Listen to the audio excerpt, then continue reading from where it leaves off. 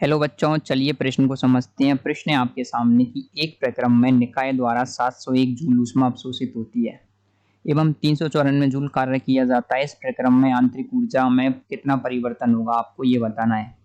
तो इस प्रश्न की जो मुख्य अवधारणा है वो ये है कि आपको ये पता होना चाहिए आंतरिक ऊर्जा में परिवर्तन निकाय द्वारा किया गया कार्य है, इनके बीच में जो क्या होता है, जो परिवर्तन होते हैं वो किस प्रकार से एक दूसरे से संबंधित रहते हैं, आपको ये आना चाहिए। और आंतरिक ऊर्जा में परिवर्तन किस प्रकार से निकाला जाता है, ये आपको आना चाहिए। तो देखिए, आंतरिक ऊर्जा को व्यक्त किया जाता है यू से, जिसका मान आता है Q प्लस डब्ल्यू। यू बराबर Q प्लस डब्ल्यू। यहाँ पर डब्ल्यू क्या है, कार्य है।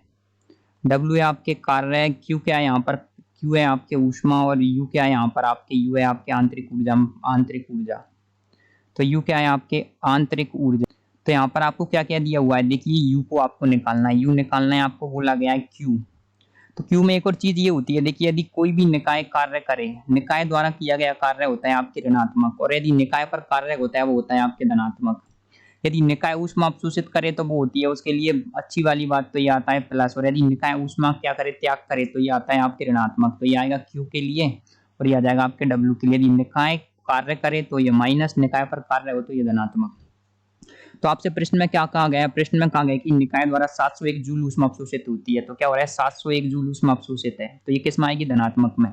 और निकाय कितना कार्य कर रहा है, निकाय कार्य कर रहा है 394 जूल कार्य है, तो ये कितना होना चाहिए, ये आएगा आपके नेगेटिव में, तो ये आ जाएगा आपके माइनस के 394 में।